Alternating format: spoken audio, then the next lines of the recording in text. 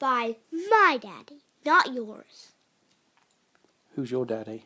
That's Jobie. Read by Jobie, me, Daddy, and listened to by Amelia and Gabriel Grace Amelia Mallett. Oh, wow. That's your middle name, is it? Winkle and the Seagulls. Actually, a side note, this book was read to me by my mum to me, and I read it to your brother Raven when he was a baby, and it's still here today. Old Winkle tossed fish and crumbs to the gulls, which swooped and dived to catch them, making patterns in the air. "What a waste of time," scoffed Mac, the engineer, from one of the old big drifters. "No wonder he can't catch fish. And look at this boat. It's nothing but an old tub." The other fishermen laughed. Their boats were bright, with new paint and full of shiny instruments to tell them about the weather and where the shoals of fish were. Poor Winkle felt lonely and sad when they teased him, for he had no friends and little luck with fishing. He had only the seagulls for company. Now there came a time when there was a great shortage of fish, when not a fish was to be found. So the boats lay idle in the harbour. The second mate of the Gay Lady went below the deck and made model ships in bottles. He made a paddle boat, a clipper, and a drifter. The skipper smoked a dark shag in his briar pipe and gazed sadly at the empty sea.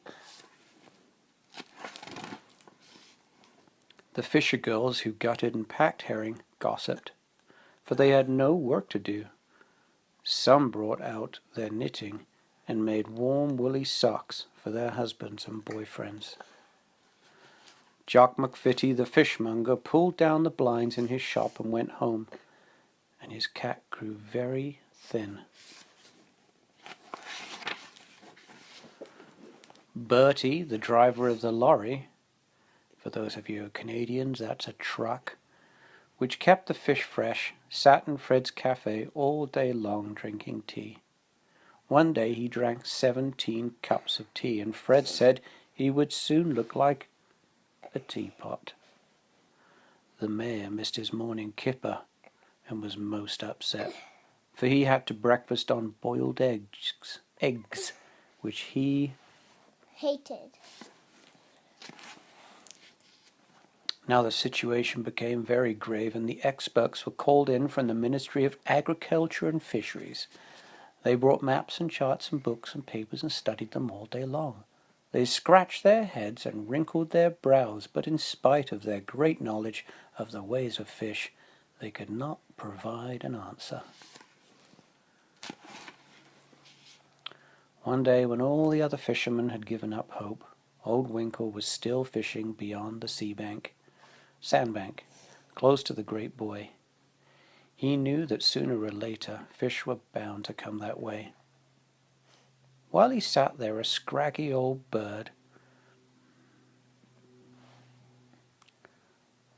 that he had fed many times sat on the top of the buoy.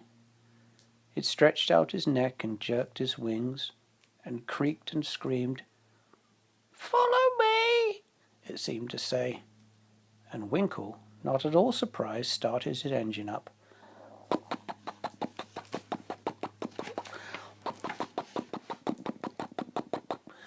Off they went, the seagull flapping low over the waves and Winkle's old boat chuffing along behind. Old Winkle scanned the horizon, looking for a sign that fish might be there. Tension mounts. Suddenly he saw a teeming mass of gulls wheeling and screaming, "Caw! Caw!" turning and whirling above the shoal of fish. Lovely. Immediately he threw his nets overboard and felt the weight of the fish as he hauled them in. Never had Winkle seen such a number. As he drew them to the surface, he filled his boat until it could hold no more. He waved to the gulls and set off for harbor. "Oi!" he called. "The fish are back!" And he pointed to the still swirling gulls. "The gulls told me!" When they saw his fish, the men were too amazed to tease him. Without a word, they started their engines, and the drifters put out to sea in a great fleet.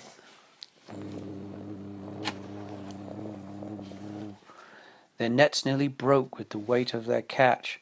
The boats returned slowly to harbor, loaded down, and the fishermen were overjoyed at their good fortune. The cranes creaked as they lifted the baskets of fish onto the quay. Men shouted in the busy marketplace as the fish invaded the quiet town in their thousands. The fisher girls set to work, but although their hands flicked and flew over the slippery fish as they cleaned them, they found more baskets from the boats waiting to be done. Night came and still they worked. There were fish in the boats and fish on the quay and fish in the boxes and fish in the bags, fish in the sacks, tubs and barrows, and fish everywhere. Jock McFitty did great trade, and his cat grew very fat. Bert stopped drinking tea. He loaded up his lorry to take the fish to London. The mayor was delighted. He felt twice the man. The experts were amazed. They left town in disgrace, forgetting their maps in a hurry. Old Winkle was greatly respected. The skippers of the drifters wanted to buy him a new boat, but Winkle said, "No, thank you. Fishing wouldn't be quite the same." So they put a new engine in Sally and painted her blue and white. The men were proud to say they had been in Winkle's company. And on Sunday mornings, old Winkle was not the only one feeding the seagulls. The end. Other people were too.